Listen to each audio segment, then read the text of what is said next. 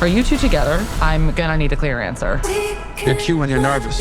I'm not nervous. Then you're just cute. Greetings and salutations, guys. I'm here with my review of One Night Only, or as much of the internet has been calling it, myself included, the sex purge. Because once you hear the premise, that is kind of what the movie is. This is a romantic comedy about, two mismatched people who meet and squabble, but there's also an attraction between them. However, the big twist here is that it is set in a world where premarital sex is illegal in America, and there's just one night a year where it is allowed, and that is the night that these two characters are going to meet and going to have the sparks fly between them.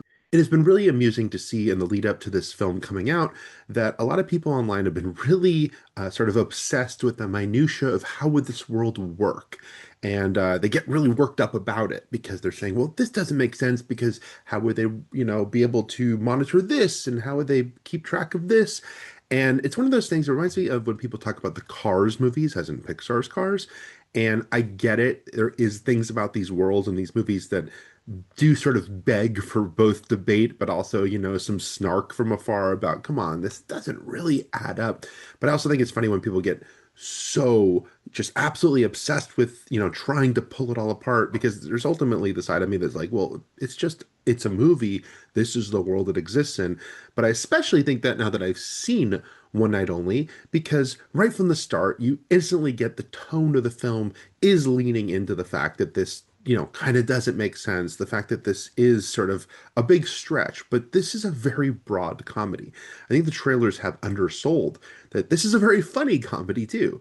Will Gluck is the director here, and he's the director of Easy A and Anyone But You, and I think he's proven with those films he knows how to make a very witty, high energy film that, actually has big laughs.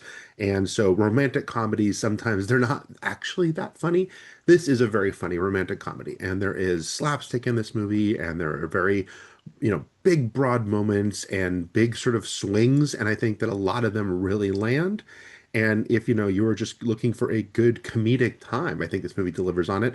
And as far as how strange and weird this premise is. I mean, right from the start, there's on-screen text that kind of gives you the backstory. And one of the things that I did think would trip myself up is the fact that this only happened 3 years ago in this world. Just 3 years ago, this new law was put into place. And I felt like, well, wouldn't it be easier sell if it's just a completely different world where this has always been the case? But I think that actually, once you, again, watch the movie and see the tone of it, it does work that it's just 3 years ago, because it's our world, but a little skewed. It's the 3 minutes in the future thing. The fact that it's, obviously taking a little bit of this idea of our political landscape, and if people are really going hard on like traditional values and, embracing, old school philosophies and policing people, that this would be the next step. And yes, fascism is a word said in this movie about what's happening here. I do think that the movie could go even further with that, but I'll get back to that.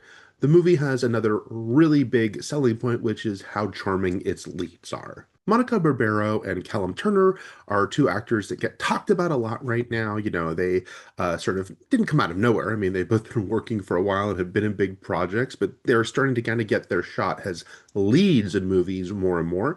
And they make for just, a really charming and charismatic lead duo here. Obviously, another key component of a good romantic comedy is you have to be able to invest in the two people at the center of it. And I think they do that just right from the start. You do like them both. You like the energy between them. And they're both also very funny because, again, this movie asks them to really go for it. And there are big physical comedy moments. There's one huge physical comedy sequence involving a motorcycle and stealing something from a store and running down the streets of New York.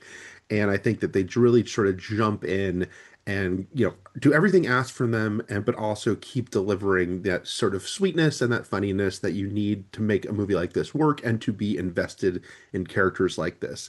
And I really like the two of them together, but I also like the two of them apart. And I think that's another strength of the movie is that they keep these characters apart a lot. They have their meet cute, which turns into, a disastrous first meeting. And then they really are kept separate for a while because they're having different misadventures on this night where everyone's trying to, get laid because it's the one night where it's legal. He has a situation going on with his girlfriend, played by Maya Hawke, who's told him flat out she's going to go have sex with someone else.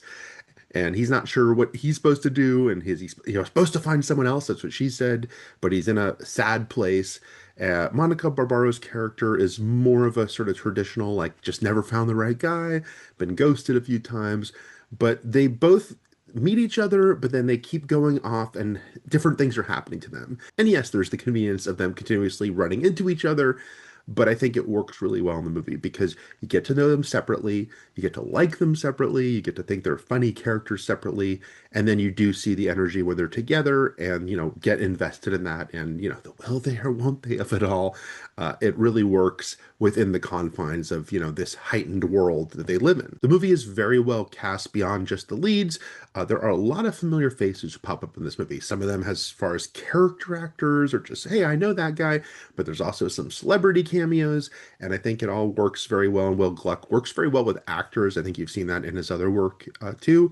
I really loved Molly Ringwald, yes, 80s queen Molly Ringwald, playing Callum Turner's mom, and her boyfriend is played by LeVar Burton. Geordie LaForge himself, another 80s perennial. They have some very funny moments here in the movie.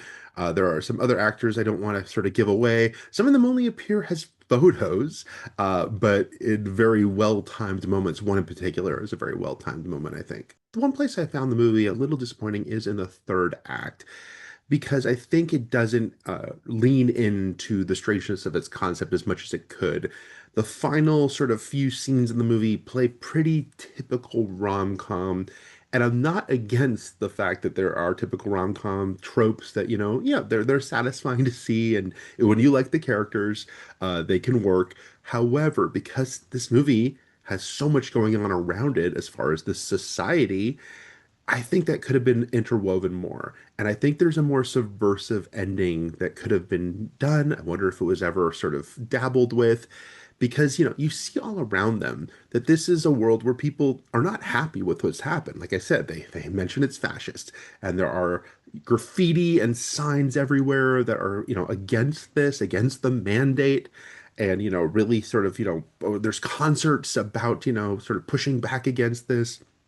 And I felt like this sort of revolutionary spirit that we see exists in this world. Could they have had that be part of the narrative a little more? Because our two main characters do not like that this is the law, but they're also just kind of like, well, it sucks, but this is what we are doing.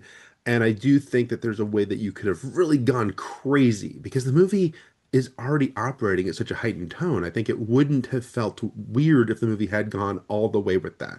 And maybe there was something you could have done with these main characters and that sort of idea of revolutionaries are out there somewhere. Maybe they sort of could have linked that up together, because instead it just kind of plays out in, the way you expect a rom-com to, which isn't bad when you like the characters as much as you do here, but it just felt like there was something that they could have done that really, really sort of, I think, nailed the ending of this particular film and how much it is tackling within the confines of a rom-com. Still, overall, I really enjoyed One Night Only, a movie I went into with really no expectations, having a little bit of that, like, well, you kind of have to prove that you can use this concept to make it work. And I think it mostly does, even though, yeah, there's this idea that it's more of a backdrop than it could be, that I wish they'd maybe, fully gone with it. But at the same time, when you've got two leads and these situations that are as charming and as funny as this one has, it's still hard not to be entertained. It is a very entertaining, good time. It's one of the few rom-coms though where I'm like, can we do a sequel? Can we see, what happens here? Can we get some of that Purge spirit a little more as far as the people fighting against this society and trying to tackle what's going on here and burn it all down? So I don't know if One Night Only Apocalypse, maybe they can greenlight that if this is a success. We'll see.